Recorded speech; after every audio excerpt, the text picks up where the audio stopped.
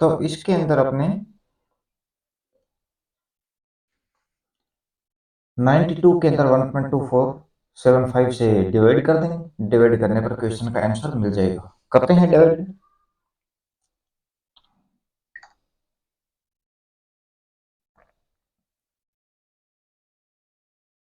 92 upon में 1.2475, 1.2475 तो 73.74। Option number D हो जाएगा अपने पास 73.79 ohms। ओके। तो इसके अंदर क्या 55 डिग्री सेल्सियस के ऊपर 92 ओम का रेजिस्टेंस है, 0 डिग्री पर प्रतिरोध ज्ञात करें। रेजिस्टेंस टेम्परेचर कोफिशिएंट का मान 0.0045 है। तो R1 अपने पास दिया हुआ है 92, यानी कि T1 टेम्परेचर के ऊपर जो रेजिस्टेंस है इसे T1 टेम्परेचर माने 55 को, तो ये R1 हो जाएगा अपने पास। यहाँ पर R नोट की बात करें तो ज्ञात करना है, और T नोट जो है अपने पास दिया हुआ है 0 डिग्री सेल्सियस पर। तो R1 is equal to R naught bracket में 1 प्लस अल्फा नोट T1 के द्वारा ज्ञात करेंगे। 92 अपने को ज्ञात है, R नोट की वैल्यू ज्ञात करनी है। 1 प्लस अल्फा की वैल्यू 0.0045 मल्टीप्लाई 55 ओम अपने पास जो टेम्परेचर है वो दिया हुआ है। तो इसको मल्टीप्लाई करेंगे 0.0045 को 55 के साथ और 1 से ऐड कर देंगे। इसके बाद में आर नोट लिखेंगे और आर नोट की वैल्यू ज्ञात करने के लिए 92 अपन में 1.2475 से मल्टीप्लाई करेंगे, यहाँ डिवाइड करेंगे। ओके। तो क्वेश्चन का आंसर आएगा 73.74। क्वेश्चन का आंसर रहेगा अपने पास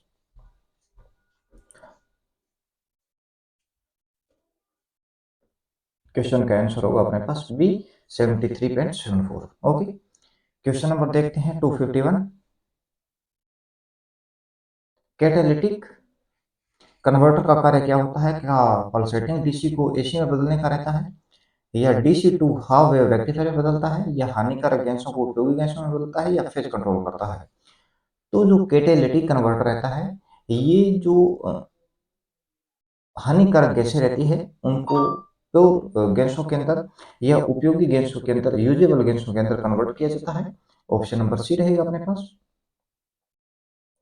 क्वेश्चन नंबर दो, कैरी फास्टर्स ब्रिज क्या मापता है? क्या फेज एंगल मापेगा, या लगातार प्रतिरोधों में अंतर को मेजरमेंट करेगा, या ए एंड बी है, या नन ऑफ दीज है? तो कौन सा है?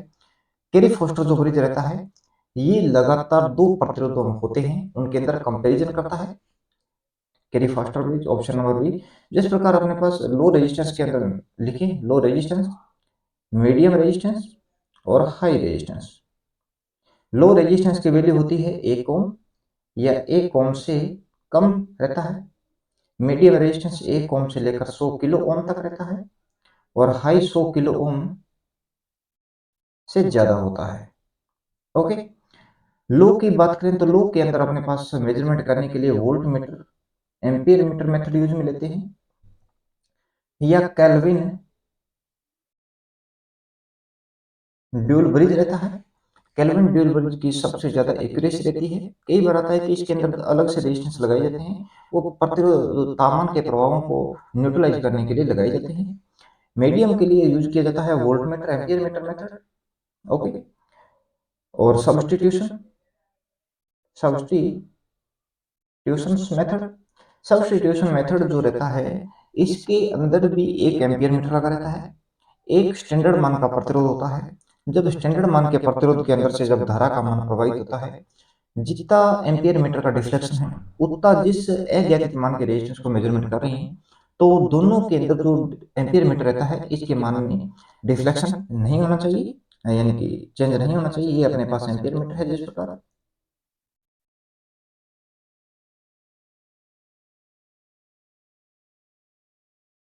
ये अपने स्टैंडर्ड मान का प्रतिरोध मान है, और ये वो रेजिस्टेंस है जिसको अपने मेजरमेंट करना है, और यहाँ पर एक स्विच लगा सकते हैं। ओके। और यहाँ पर अपने पास एक वोल्टेज सोर्स लगाएंगे। इस तरह से ये स्टैंडर्ड मान का जो रेजिस्टेंस है इसके अंदर से धारा प्रवाहित होने पर एम्पीयर मीटर का डिफ्लेक्शन कितना है, उतना ही एम्पीयर मीटर का डिफ्लेक्शन इस रेजिस्टेंस के अंदर से धारा का मान फ्लो करता है तब होना चाहिए। तो दोनों का रेजिस्टेंस की वैल्यू सेम होगी, और ये ज्ञातित मान का जो रेजिस्टेंस है इसकी सहायता से अपने उस रेजिस्टेंस की वैल्यू ज्ञात कर सकते हैं। तो दो प्रतिरोधों में कंपैरिजन करके रेजिस्टेंस की वैल्यू ज्ञात कर रहा है। उसी प्रकार से एक कैरी फॉस्टर का ब्रिज रहता है, इसके अंदर दो प्रतिरोधों में कंपैरिजन करते हैं, कंपैरिजन करके अंतर करता है। सब्स्टिट्यूशन और मीडियम रेजिस्टेंस ज्ञात करने के लिए व्हीट स्टोन ब्रिज रहता है, व्हीट स्टोन ब्रिज होता है। और लो रेजिस्टेंस के अंदर आपने पैरेलल सौर मीटर लगाते हैं। पैरेलल सौर मीटर के अंदर ये कई बार क्वेश्चन आता है भी, इसकी जो लेफ्ट साइड बात करें और राइट साइड बात करें, लेफ्ट साइड इसके होता है इसके इन्फिनिटी और राइट साइड रहता है इसके जीरो। ओके, स्केल पर मापित जो अंकित मान रहता है। और मीडियम के अंदर सीरीज ज्योमेट्री यूज में लिया जाता है। सीरीज के अंदर लेफ्ट साइड रहता है जीरो और राइट साइड रहता है इन्फिनिटी। ओके, और हाई रेजिस्टेंस के लिए डायरेक्ट चार्ज मेथड रहता है, लॉस ऑफ चार्ज मेथड रहता है, डायरेक्ट डिफ्लेक्शन रहता है, मेगर के द्वारा मेजरमेंट करते हैं। तो ये अपने पास मेथड्स रहते हैं। ओके, क्वेश्चन नंबर देखते हैं 253। ऑटो ट्रांसफार्मर है तो ऑटो ट्रांसफार्मर क्या है? वेरिएबल आउटपुट वोल्टेज ट्रांसफार्मर है, या वेरिएबल आउटपुट फ्रीक्वेंसी ट्रांसफार्मर है, या कांस्टेंट फ्रीक्वेंसी ट्रांसफार्मर है, या ए एंड सी है। तो जो ऑटो ट्रांसफार्मर रहता है ये अपने पास वेरिएबल आउटपुट वोल्टेज ट्रांसफार्मर रहता है, ऑप्शन नंबर ए रहेगा। एंड फ्रीक्वेंसी को किसी भी हाथ में नोट चेंज करता है, note change for frequency. Okay, frequency को किसी भी हालात में चेंज नहीं करता। और कांस्टेंट फ्रीक्वेंसी ट्रांसफार्मर रहता है, तो ऑप्शन नंबर ए एंड सी होगा। तो इसी इधर पर ऑप्शन बनेगा अपने पास डी, यानी कि फ्रीक्वेंसी तो स्टेबल रखता है, फ्रीक्वेंसी के मान में ट्रांसफार्मर जो है परिवर्तन नहीं कर सकता। और जो आउटपुट वोल्टेज है परिवर्तनीय ट्रांसफार्मर कहते हैं। वोल्टेज रेगुलेशन के लिए सबसे ज़्यादा यूज में लिया जाता है। छोटे के डिजाइन के हिसाब से इनको ज़्यादातर सेम रेटिंग के डिजाइन करेंगे तो ऑटो ट्रांसफार्मर का जो साइज टू वाइंडिंग ट्रांसफार्मर की तुलना में कम रहेगा। कॉपर सेविंग भी मेन विशेषता होती है। कॉपर सेविंग कितनी करता है, किस टाइम अधिकतम होगी? तो जब इसके अंदर जो रेशियो है प्राइमरी एंड सेकेंडरी रेशियो ये यूनिटी के करीब हो, बट नोट यूनिटी नहीं रहना चाहिए। यूनिटी होगा तो इनपुट देंगे उतना ही आउटपुट रहेगा। इनपुट आउटपुट जो अपने पास टर्म रहते हैं प्राइमरी या सेकेंडरी के टर्म, वो यूनिटी के करीब रहना चाहिए, इनका अनुपात न कि यूनिटी होना चाहिए। ओके, तो ऑप्शन नंबर अपने पास डी हो जाएगा इस क्वेश्चन के लिए।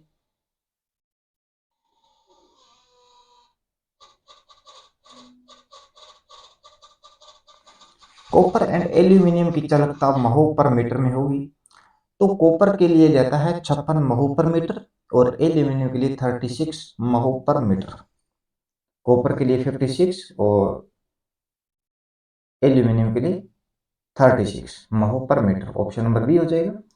कॉपर जो रहता है अपने पास, इसकी जो रेजिस्टेंस की बात करें तो ये रहता है 74 गुणा 10 की पावर -6 ओम सेमी के अंदर। और इसके अंदर अगर एनिल्ड आएगा तो अपने पास रहता है 1.72 गुणा 10 की पावर -6 ओम सेमी के अंदर।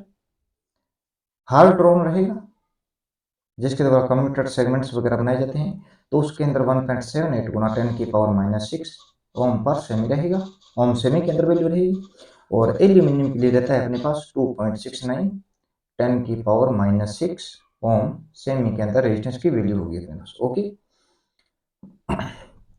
इसकी स्पेसिफिक डेंसिटी की बात करें, स्पेसिफिक ग्रेविटी कॉपर के लिए स्पेसिफिक ग्रेविटी रहती है 8.99 ग्राम पर सेमी क्यूब।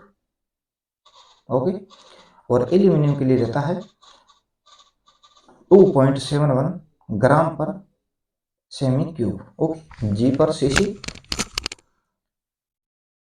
अपने एल्यूमिनियम एंड जी मिलाकर गैल्वन एल्यूमिनियम कंडक्टर स्टील रेनफोर्स्ड बनाते हैं कंडक्टर।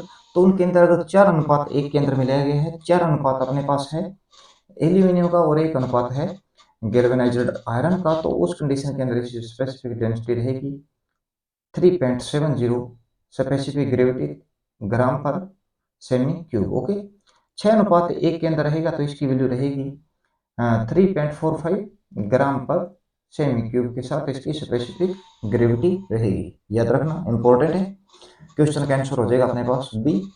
साथ में इनके बारे में अब सिल्वर के बारे में बात करें तो मैक्सिमम कंडक्टिविटी जो रहती है वो सिल्वर की रहती है, सिल्वर मतलब चांदी। और इसका रेजिस्टेंस होता है अपने पास 1.64 गुणा 10⁻⁻6 ओम सेमी के अंदर। ओके, और गोल्ड के लिए लिखें तो गोल्ड के लिए होता है 2.44 गुणा 10⁻⁻6 ओम सेमी के अंदर। सबसे ज्यादा कंडक्टिविटी सिल्वर, उससे कम रहेगी कॉपर, कॉपर के बाद में गोल्ड, गोल्ड के बाद में एल्यूमिनियम। आरोही अवरोही क्रम पूछ सकता है अपने से। आरोही के अंदर छोटे से बड़ा लिखना होता है, अवरोही के अंदर छोटे से बड़े से छोटा लिखना होता है। तो ऑप्शन नंबर इस क्वेश्चन का रहेगा बी अपने पास। इलेक्ट्रोलाइसिस एक्शन के पीछे किसका सिद्धांत है? क्या लोन्ज नियम है, फेराडेज का नियम है, लेंज का नियम है, या फ्लेमिंग का नियम है? तो इलेक्ट्रोलाइसिस क्रिया के पीछे माइकल फैराडे ने दो नियम दिए थे। प्रथम नियम कहता है कि जब किसी विद्युत अपघटन के अंदर से विद्युत धारा का मान प्रवाहित करते हैं तो आयंस की सहमति जो करंट फ्लो करवाते हैं वो पदार्थ के एक द्रव्यमान के समानुपाती रहता है, यानी कि m समानुपातिक जेड आई टी कहेंगे, और आई टी को अपने कूलम्ब कहते हैं तो m समानुपातिक जेड क्यू भी कहेंगे। सेकंड लो कहा था कि जब दो पृथक पृथक इलेक्ट्रोलाइट के अंदर विद्युत धारा प्रवाहित करते हैं तो आयंस की सहमति जो प्रवाहित करवाते हैं वो रासायनिक परमाणु भार के समानुपाती रहती है। इसके लिए लिखेंगे m2/m1, a2/e1, Z2/Z1। m यहाँ पर मास द्रव्यमान रहता है, EMF ये वोल्टेज रहेगी, और ये Z अपने पास जो रहता है ECE रहता है, इलेक्ट्रोकेमिकल इक्विवेलेंट। Z2/Z1 रहेगा। ओके, यानी कि जब पृथक पृथक विद्युत अपकरण के विद्युत धारा प्रवाहित करवाते हैं तो जो इलेक्ट्रोकेमिकल इक्विवेलेंट होता है वो पदार्थ के परमाणु भार के समानुपाती रहता है, इस प्रकार से कहेंगे। और प्रथम नियम के अंदर अनुसमानुपाती जेड आई टी या अनुसमानुपाती जेड क्यू, सॉरी। और सेकंड लॉ के लिए रहेगा m2/m1 is equal to e2/e1 is equal to Z2/Z1 रहेगा। तो ये नियम दिए थे फैराडेज, फैराडे ने दिए थे नियम अपने। क्वेश्चन नंबर 256, इलेक्ट्रिकल केटल की वाटें क्षमता कितनी रहती है? तो वो आप बताओ। इलेक्ट्रिकल जो अपने पास केटल होती है 350 वाटें क्षमता की रहती है। जो दिया सिलाई मशीनों के अंदर जो यूनिवर्सल मोटर यूज में ली जाती है इसकी रेटिंग 100 से लेकर 150 वाटेज तक रहती है। और अपने जो मिक्सर ग्राइंडर रहता है और इसकी एफिशिएंसी रहती है, वाटेज क्षमता रहती है 600 से 650 वाट तक। ओके, क्वेश्चन का आंसर हो जाएगा अपने पास बी, इलेक्ट्रिकल केटल की वाटेज क्षमता 350 वाट।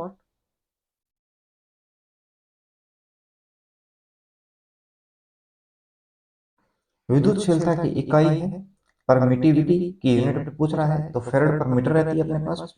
ये आपने इसे लिखते हैं कूलम्ब स्क्वायर अपॉन में न्यूटन मीटर स्क्वायर। और न्यूटन मीटर जो रहता है अपने पास एक जूल के इक्वल रहता है, तो इसे अपने कूलम्ब स्क्वायर अपॉन में जूल मीटर में भी लिखेंगे, जूल मीटर भी कहेंगे। ओके, तो ये जूल स्क्वायर से जो मीटर स्क्वायर एक चला जाएगा जूल में और अपने पास बचेगा मीटर, तो कूलम्ब स्क्वायर अपॉन में जूल मीटर रहेगा।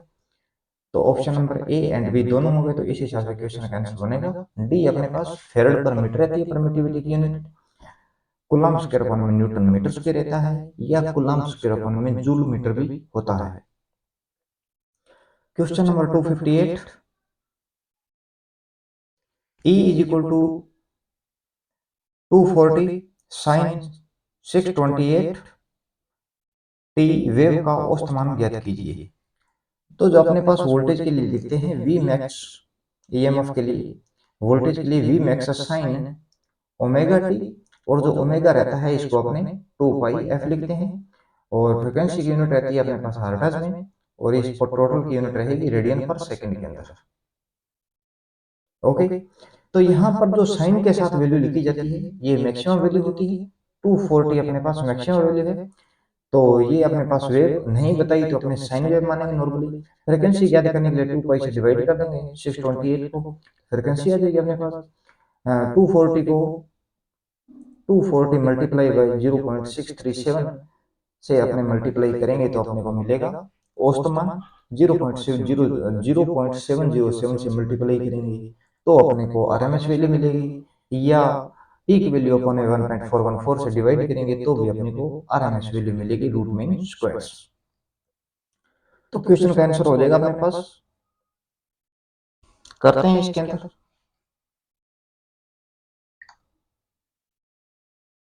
240 अपॉन में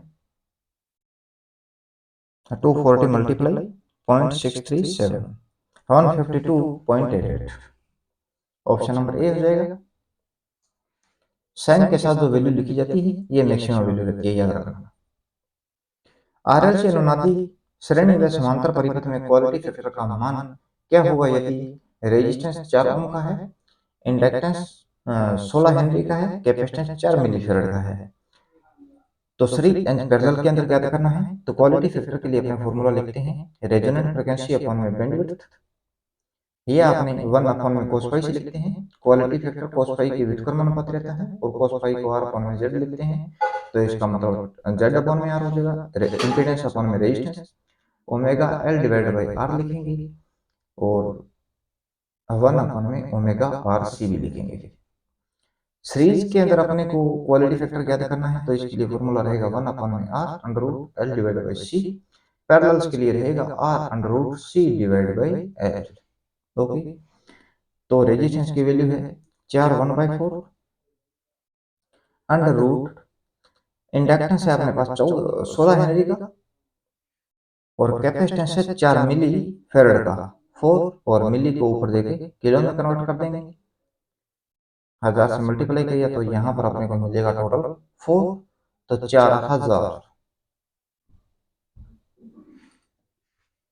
4000 का अंडर रूट निकालो सबसे पहले, उसके बाद में 1/4 से डिवाइड करो, under root 4000 is equal to multi and divided by 4।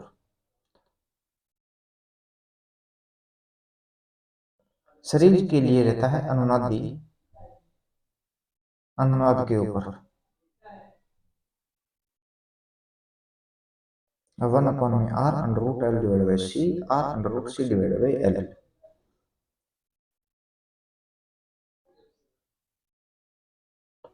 तो 1/4 ब्रैकेट में अंडर रूट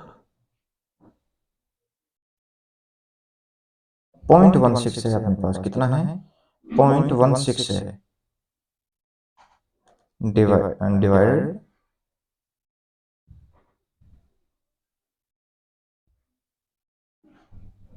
ब्रैकेट में रहेगा 4 मल्टीप्लाई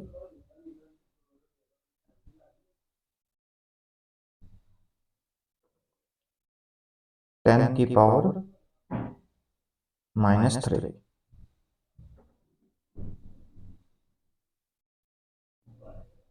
तो 1.58 मिल रहा है इसके अंदर, 1.58।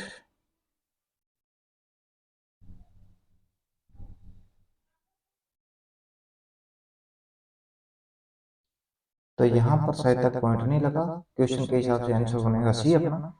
सेकंड के लिए ज्ञात करनी है 4 ब्रैकेट में अंडर रूट लगा के कैपेसिटेंस 4 अपने पास मिली है तो 0.004 हो जाएगा, 0.004 डिवाइडेड अपॉन में 0.16, तो ये हो जाएगा 0.632, 0.632।